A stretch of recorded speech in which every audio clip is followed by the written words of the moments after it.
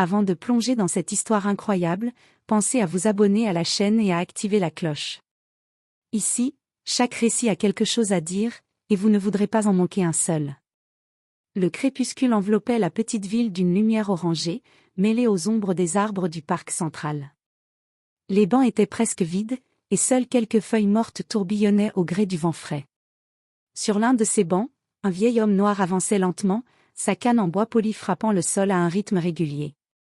Son visage portait les traces de décennies de travail et de sacrifice, ses yeux reflétant une sérénité tranquille, comme si chaque ride racontait une histoire. Soudain, le grondement d'un moteur brisa le silence. Une voiture de police surgit, éblouissant le parc de ses phares. L'officier qui en sortit était jeune, le visage tendu, les yeux remplis de suspicion et de frustration. Il scruta le vieil homme avec une méfiance inexplicable. « Et » debout, hurla-t-il, sa voix tranchante résonnant dans le silence du parc. Le vieil homme leva timidement les mains, tentant de calmer la situation. « Je ne fais rien de mal, officier » balbutia-t-il. Mais l'officier ne l'écoutait pas. Un mélange d'impatience et de préjugés avait pris le contrôle. Avant même qu'une explication ne puisse être donnée, le policier leva la matraque et frappa brutalement le vieil homme au bras. La douleur fut immédiate, et le vieux trébucha, heurtant le banc avec un bruit sourd. Les passants, qui quelques instants plus tôt marchaient tranquillement dans le parc, s'arrêtèrent, horrifiés. Mais personne n'osa s'approcher.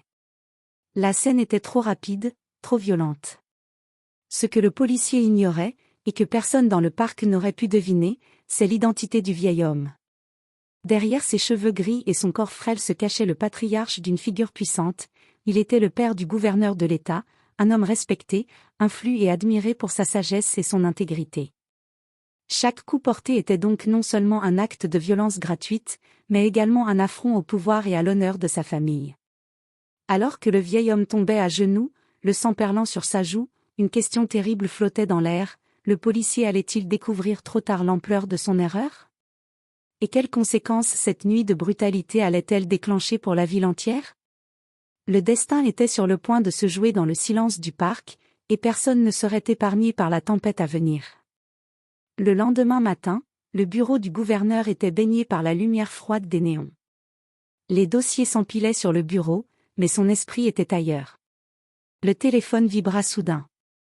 L'assistant du gouverneur, visiblement paniqué, prit la ligne. « Monsieur le gouverneur, c'est votre père. » commença-t-il, sa voix tremblante. « Il a été attaqué hier soir dans le parc. Par un policier. » Le sang se glaça dans les veines du gouverneur. « Quoi » s'exclama-t-il, frappant la table du poing. « Expliquez-moi exactement ce qui s'est passé. » L'assistant relata la scène en détail. Comment un officier inexplicablement agressif avait frappé un vieil homme sans défense. Comment les passants, terrifiés, n'avaient rien pu faire. Et comment, à cet instant précis, personne dans le parc ne savait l'identité du vieil homme. Le gouverneur serra les poings. Chaque mot de l'assistant résonnait comme une gifle dans son esprit. Son père, son mentor, l'homme qui lui avait tout appris, avait été humilié et battu, simplement à cause de la couleur de sa peau et d'une violence gratuite. Sans perdre une seconde, le gouverneur ordonna une enquête immédiate. « Je veux ce policier identifié dans les heures qui suivent », déclara-t-il d'une voix glaciale. « Et je veux savoir comment un tel incident a pu se produire dans ma ville. » Alors que l'assistant raccrochait, le gouverneur resta seul dans son bureau, le visage fermé, les yeux brûlants de colère. Ce n'était plus seulement une affaire de brutalité policière, c'était un affront personnel, un acte qui ne resterait pas impuni. Dehors, la ville continuait sa vie comme si de rien n'était, ignorant que sous sa surface tranquille, une tempête se préparait. Et que très bientôt, le nom de ce policier serait sur toutes les lèvres, pour le pire, et peut-être pour l'irréversible. Le lendemain de l'attaque, l'officier était assis dans la salle de repos du commissariat, le regard perdu dans le vide. La nuit avait été longue. Les images du vieil homme, tombé au sol, ses yeux effrayés, le hantaient. Mais ce qu'il ignorait encore, c'est que son erreur allait bientôt exploser dans sa propre vie. Un appel urgent du poste central fit frémir l'atmosphère. Son supérieur, une voix grave et glaciale, annonça. Officier Jenkins, vous êtes convoqué immédiatement. Le gouverneur veut vous voir. Jenkins sentit son cœur s'arrêter. Le gouverneur? Pourquoi? Il ne connaissait même pas ce vieil homme.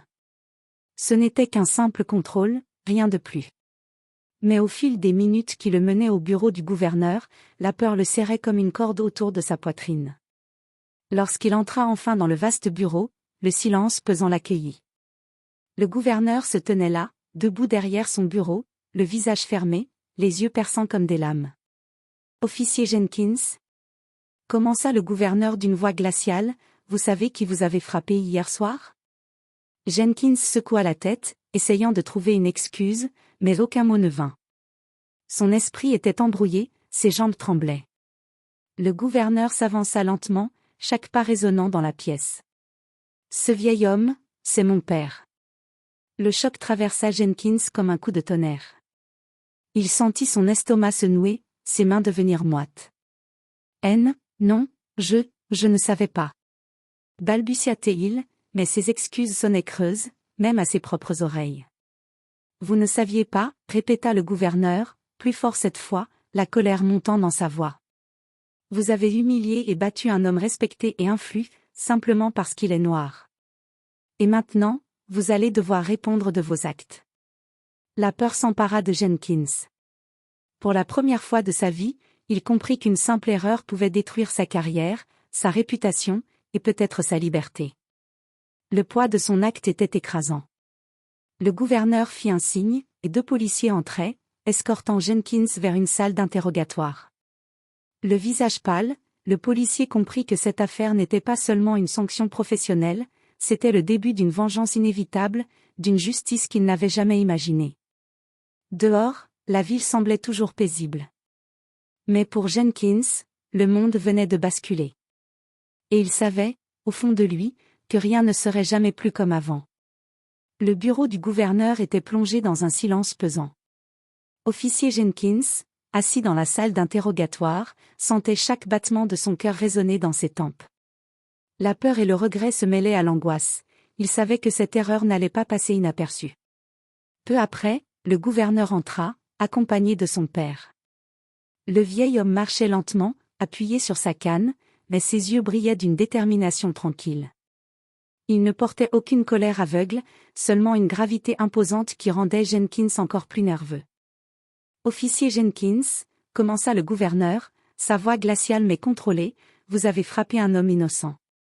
Vous avez humilié ma famille et notre nom. » Le policier baissa la tête, incapable de soutenir ce regard. « Je ne savais pas qui c'était, je vous jure. » balbutia-t-il. Le père du gouverneur, d'une voix ferme mais calme, s'adressa à lui, « Ce n'est pas une question de savoir si vous saviez ou non. Vos actes ont des conséquences. Chaque coup que vous avez porté est une tache sur votre conscience et sur votre carrière. » À cet instant, Jenkins sentit le poids de la loi et de l'autorité peser sur lui. Le gouverneur fit un geste, et les agents présents sortirent leur téléphone. « Toutes les caméras de sécurité ont été analysées, » dit-il. « Chaque détail de votre comportement a été enregistré. Et chaque citoyen de cette ville sera bientôt au courant de votre violence injustifiée. » Le policier pâlit. Il comprit que sa carrière était terminée, mais pire encore, il sentait que sa vie privée pourrait bientôt être exposée à la lumière publique. L'humiliation qu'il avait infligée à un homme sans défense allait désormais se retourner contre lui. Le gouverneur continua, « Vous allez répondre devant la justice, mais aussi devant ceux que vous avez blessés. Il est encore temps pour vous de coopérer et de montrer que vous pouvez prendre vos responsabilités. » Jenkins acquiesça faiblement, incapable de prononcer un mot de plus. À ce moment précis, il comprit qu'il ne pouvait plus fuir la vérité. La justice n'était plus une abstraction, elle était devant lui, incarnée par l'homme qui l'avait frappé et par son fils, le gouverneur, déterminé à faire payer cette injustice. Dehors, la ville continuait sa vie quotidienne, mais dans les coulisses, un message clair était lancé, la violence gratuite et la discrimination ne resteraient jamais impunies. Et pour Jenkins, le début de la rédemption ou de la chute venait tout juste de commencer. Le lendemain, le commissariat était en ébullition. L'affaire avait fui dans les médias locaux, Les journaux et les chaînes de télévision parlaient déjà d'un officier violent attaquant un vieil homme respecté. Les vidéos de sécurité circulaient sur les réseaux sociaux, chaque image accentuant la gravité de la situation. Jenkins, assigné à comparaître devant un comité disciplinaire, marchait d'un pas hésitant dans le hall du commissariat. Chaque regard qu'il croisait semblait peser comme un jugement silencieux. Ses collègues évitaient de le croiser, certains murmurant entre eux, d'autres exprimant leur colère ou leur dégoût. Lorsque le gouverneur arriva au commissariat pour observer la procédure, la tension monta d'un cran. Il n'était plus question d'une simple erreur, il s'agissait d'envoyer un message clair à tous, la violence raciale ne serait plus tolérée. Le président du comité disciplinaire prit la parole. Officier Jenkins, vous êtes accusé de brutalité envers un citoyen, de violation des droits civils et d'agression injustifiée. Vos actions sont inacceptables et compromettent la confiance que la population place en notre institution. Jenkins tenta de répondre, mais la voix lui manqua. Chaque justification semblait ridicule face à l'évidence. Il savait que la carrière qu'il avait construite en 20 ans venait de s'effondrer en quelques minutes. Puis le père du gouverneur prit la parole, s'approchant de Jenkins avec calme et gravité. Vous avez frappé un homme innocent, dit-il lentement. Et vous avez cru que votre uniforme vous rendait au-dessus des lois. Aujourd'hui, vous comprenez ce que signifie être confronté à la vérité et à la justice. Le visage de Jenkins pâlit. Pour la première fois, il réalisa que l'humiliation qu'il avait infligée ne restait pas confinée au parc, elle le poursuivait partout, dans le regard des citoyens, dans les médias, et surtout dans sa propre conscience. Le gouverneur ajouta, il y aura des sanctions sévères. Mais je crois aussi à la responsabilité et à la possibilité de rédemption. Vous avez le choix, admettre vos erreurs et apprendre de cette épreuve, ou rester prisonnier de votre arrogance et subir les conséquences jusqu'au bout. Jenkins tomba à genoux, tremblant. Les larmes coulaient sur ses joues, non seulement par peur, mais par remords.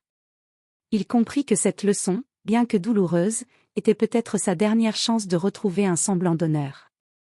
La ville observait, la justice s'était faite visible. Et pour tous ceux qui avaient été témoins de la brutalité gratuite, ce moment marquait une victoire, celle de la vérité, de l'honneur et de la dignité, triomphant enfin de la peur et de la violence.